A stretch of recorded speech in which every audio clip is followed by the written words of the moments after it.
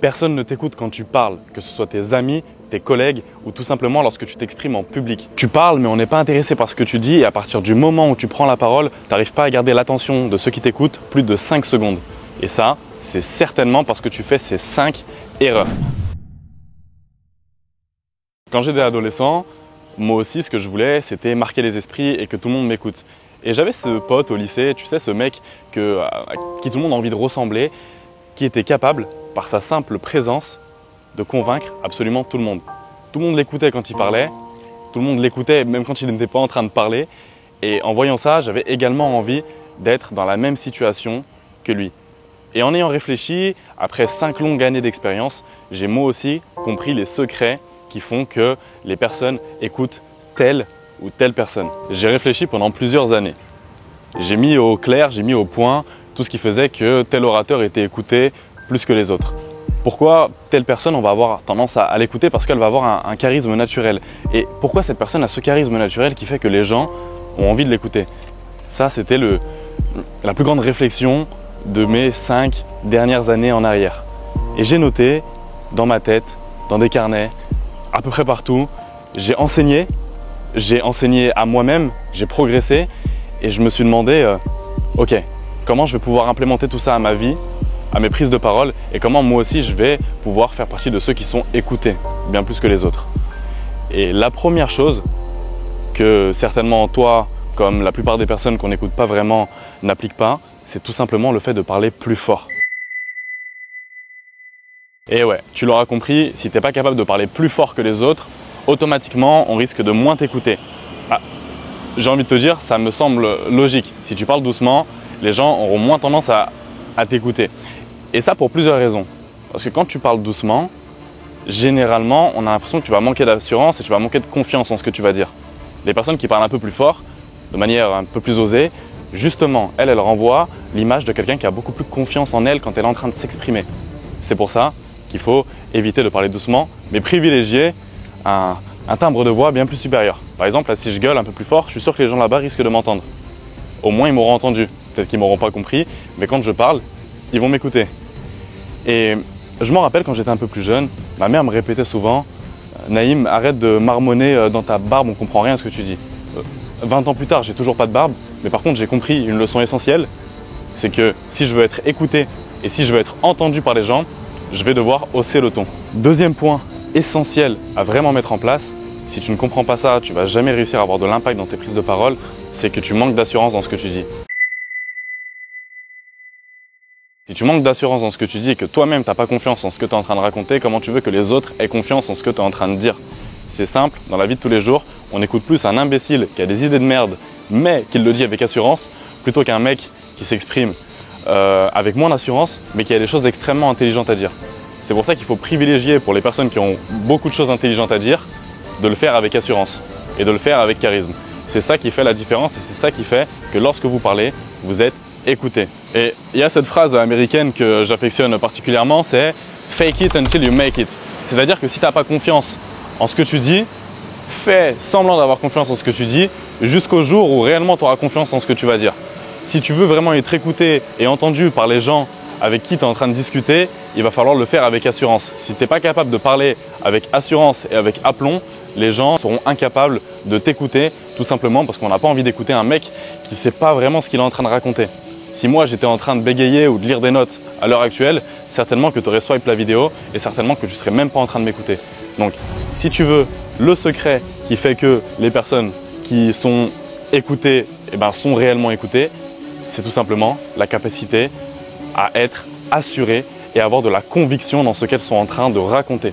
Le troisième point clé pour lequel les gens ne t'écoutent pas quand tu es en train de parler, c'est tout simplement parce que tu n'as pas de choses réellement intéressantes à raconter. Ça paraît logique, mais si ce que tu racontes n'est pas intéressant, pourquoi les autres seraient intéressés par ce que tu es en train de dire? C'est tout simple. Et pour avoir des choses intéressantes à dire, il faut tout simplement vivre des expériences qui sont intéressantes à vivre. D'ailleurs, c'est très joli, on peut je pense, montrer l'eau. c'est vraiment très sympa, on est dans un beau décor et en l'occurrence, ça vient rajouter au charme de ce que je suis en train de raconter à l'heure actuelle. Donc, pour revenir à ce que j'étais en train de dire, il va tout simplement falloir que toi, tu vives des expériences particulière, intense, si tu vas avoir des choses intéressantes à raconter. Si toutes les histoires que tu racontes, c'est que Jean-Michel, il n'a pas payé son café à la pause clope, on s'en fiche, c'est pas intéressant. Vis réellement des choses intéressantes, des choses qui vont permettre aux autres d'avoir cette certaine admiration pour ce que tu es en train de dire, parce que toi, tu fais des choses de ta vie. Donc toi, il faut que tu sois un réel aimant pour les autres. Plus tu fais des choses intéressantes dans ta vie, plus les autres seront intéressés par toi. C'est logique. On n'est pas intéressé par le mec qui passe ses journées au PMU et qui n'a pas forcément de choses très intéressantes à raconter. Mais par contre, on va être intéressé par l'acteur hollywoodien qui fait énormément de choses intéressantes dans sa vie, le caméraman qui se tape le poteau, qui fait énormément de choses de sa vie et qui a du coup énormément d'histoires à raconter. Travaille sur ton domaine d'expertise. Je ne sais pas c'est quoi. Peut-être que c'est l'art, peut-être que c'est la musique, mais il faut que tu aies un domaine d'expertise et que tu travailles énormément sur ce domaine d'expertise. Et quand tu auras travaillé assez de temps sur ce domaine d'expertise, tu pourras avoir l'intérêt de ceux qui seront en train de t'écouter parce que tu auras énormément de choses à raconter par rapport à toi et par rapport à ce que tu maîtrises. En quatrième point, pourquoi les gens ne t'écoutent pas quand tu es en train de parler, c'est tout simplement parce que tu ne sais pas raconter les histoires. Donc en fait, tu fais chier tout le monde quand tu es en train de raconter ton anecdote parce que tu ne sais pas suivre une structure claire et logique. Une histoire, c'est un petit peu comme un film. Pourquoi tu aimes tant Harry Potter, pourquoi tu aimes tant Hunger Games quand tu regardes ce genre de film? C'est parce qu'ils ont une structure narrative impeccable qui fait que les personnes qui sont en train de regarder le film sont totalement happées par ce qu'ils sont en train de voir. Et c'est exactement la même chose avec la prise de parole. La même structure, ça s'appelle le storytelling.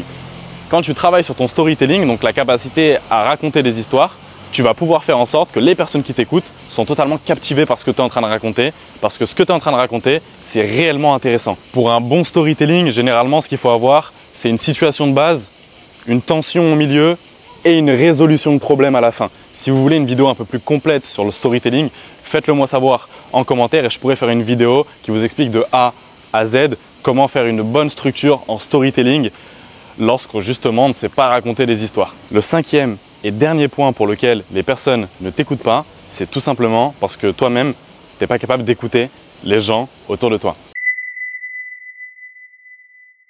En fait, tu as envie de marquer les esprits, tu as envie d'être le centre de l'attention, mais avant ça, il faut d'abord apprendre à écouter les autres autour de nous. Si tu n'es pas capable de faire preuve d'empathie, c'est-à-dire de te mettre à la place des autres pour savoir ce que les autres ressentent et en fonction de ce que les autres ressentent, adapter ton propos, tu ne seras jamais capable de captiver les masses. Pourquoi?